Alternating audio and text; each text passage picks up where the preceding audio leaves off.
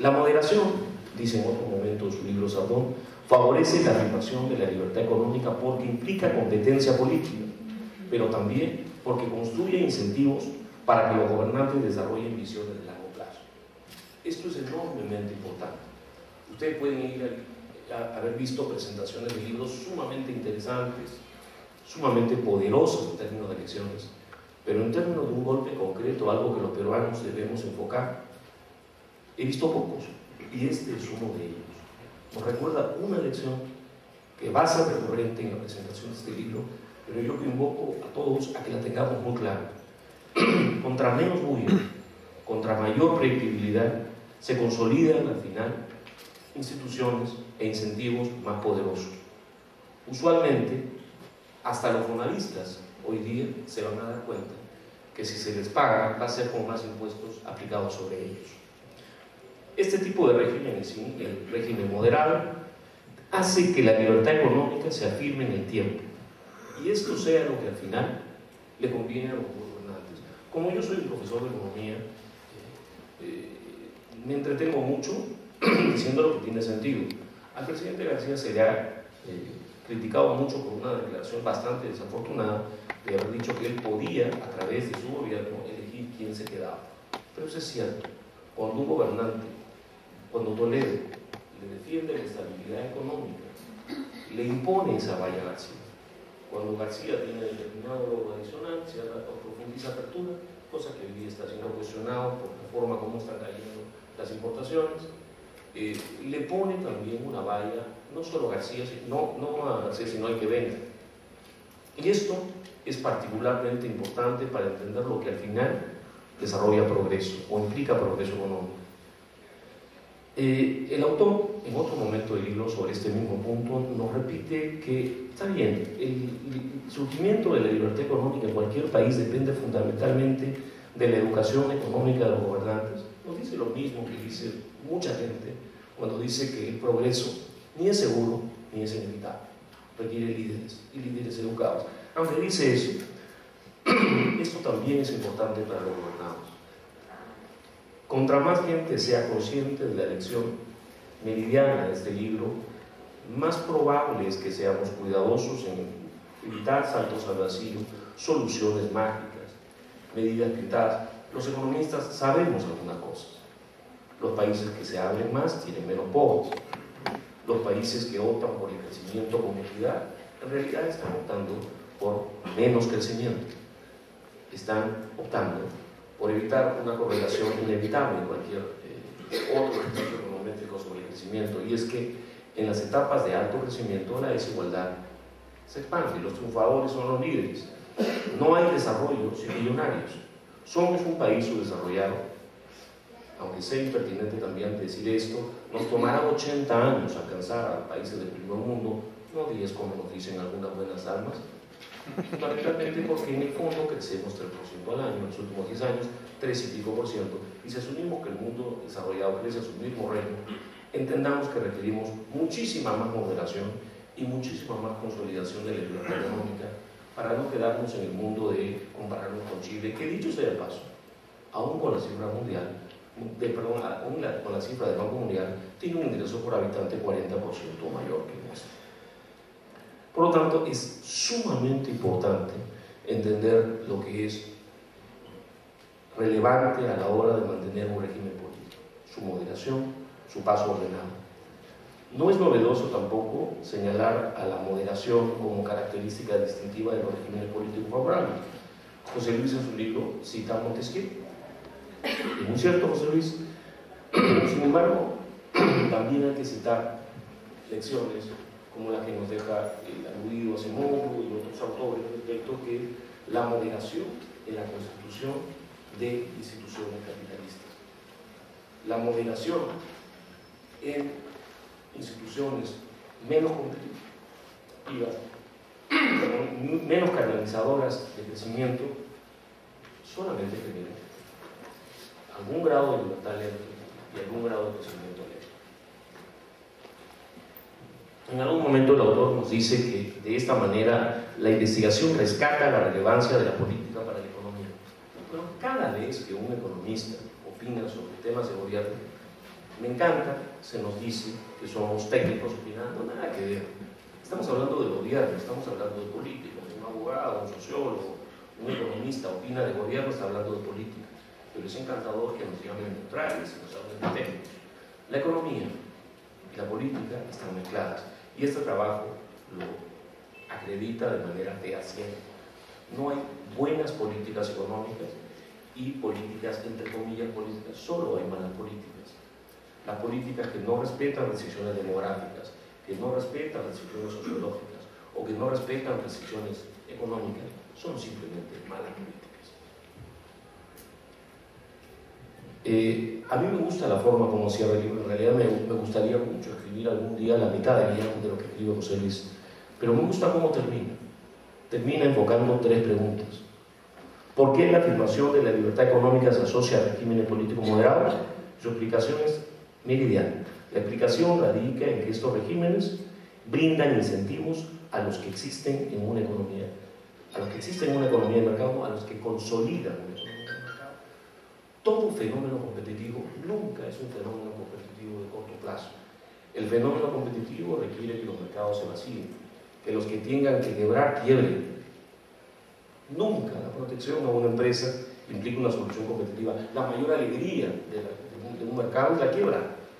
Es que alguien que está mal asignando recursos salga rápido y aparezca alguien más capaz. Hace poco me invitaron a una cónclave de microempresarios y le dije que parte de la desgracia de este país es que la tasa de mortandad de una microempresa es una de las más altas del mundo. Aquí los microempresarios siempre son microempresarios. La tributación es progresiva y destruye a los microempresarios y mantiene a los mismos siempre. José Luis tiene toda la razón. Es fundamental consolidar en el tiempo soluciones que permitan que cualquier estudiante de la UPC o de cualquier universidad o de cualquier otro ámbito de la economía, con hambre, con ambición, que sabe manejar los riesgos, se vuelva increíblemente rico. Donald Trump tiene una linda frase para microempresarios a propósito. Si subsistir en una economía que tiene tantas regulaciones y tanta contradicción, tanta poca moderación, es difícil. Mejor es que piensen en edad. Alguno la pegará, alguno será el próximo Slim. ¿Está la libertad económica más asociada a ciertos tipos de regímenes políticos que otros? El autor nos recuerda que está asociado a regímenes políticos moderados. ¿Cuál es el mejor modelo para aplicar y predecir la afirmación de la libertad económica en el tiempo? Pregunta de lo más sugestivo. El régimen político no permite explicar ni predecir claramente. Si ustedes se ponen con un entretenimiento intelectual a revisar este tema, los invito a hacerlo. Es apasionante, pero cada quien encuentra resultados interesantes. Hay mucha investigación para jóvenes y viejos economistas en esta dirección. Estas han sido las 3 preguntas y conclusiones de José Luis con las que quiero cerrar este comentario de este excelente libro, pero no me puedo librar de hacer las conclusiones no de José Luis, sino de un lector del libro. Sardón en el libro nos recuerda algo que tiene una enorme valía, lo básico. El desarrollo y el progreso requieren de sendas o regímenes políticos que implican largos periodos. Nada de arrebatos, nada de iluminados, nada de consensos de Washington de moda de 5 días.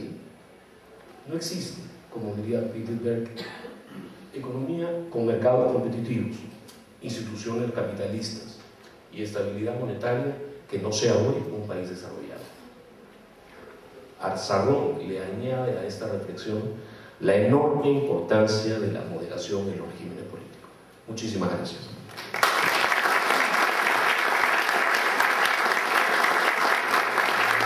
Muchas gracias, señora Arancel. Nuestro segundo comentarista es el señor Jaime Deltados, magíster en antropología. Ha colaborado en la unidad de investigaciones del Instituto Nacional de Planificación y en la presidencia del Consejo de Ministros. Fue fundador y presidente del Instituto Nacional de Fomento Municipal. Ha realizado investigaciones en el Instituto Alberto Ulloa y ha sido jefe editorial y subdirector del diario Expreso. Actualmente es director y conductor del programa de televisión La Hora N, además de colaborar como columnista semanal en el diario El Comercio. Es autor de varios libros sobre desarrollo nacional. Adelante, señor Deltados. Muchas gracias. Bueno, yo lamentablemente estado de viaje varias semanas y he regresado recién el miércoles, de modo que he tenido poco tiempo para formular un comentario que esté a la altura de la importancia que tiene este libro. Este es un libro que tiene un propósito, diría yo, utilitario, hasta político, ideológico, establecer cuál es el régimen político que permite la afirmación de la libertad económica en el largo plazo, entendiendo, por supuesto, algo que ya está muy demostrado y lo ha señalado claramente Carlos Adrián Sen, que hay una correlación directa entre libertad económica y desarrollo. Bueno, tiene este propósito utilitario, político, ideológico, y sin embargo es el texto con mayor rigor teórico y científico que se haya producido en la ciencia política en el Perú. No conocemos realmente precedentes en nuestro país de la utilización de una vasta data correspondiente a 150 países a lo largo de 15 años, usando además modelos econométricos, efectivamente, cosa que me ha sorprendido muchísimo. No imaginaba que José Luis fuera también un econometrista, y es una verdadera novedad en nuestro país que un politólogo utilice instrumentos de esta naturaleza, usando modelos matemáticos de correlación, de regresión, etcétera, que son palabras que yo no entiendo en realidad, fórmulas que me cuesta muchísimo descifrar, pero que arriban pues a conclusiones que son irrefutables desde el punto de vista científico. Este, en ese sentido, es un libro de muy importante nivel científico y teórico. Tampoco existe precedente, y esto diría yo, ya no solo en el Perú, sino a nivel mundial, acerca de la hipótesis sobre el tema que se plantea en el libro, la relación entre el tipo de régimen político y la libertad económica. Y esto, las conclusiones a las que llega José Luis Ardón en torno a esto, pues constituyen un aporte, un hallazgo y un aporte a nivel mundial, a nivel de la ciencia política mundial. Y para esto no queda sino realmente felicitarlo.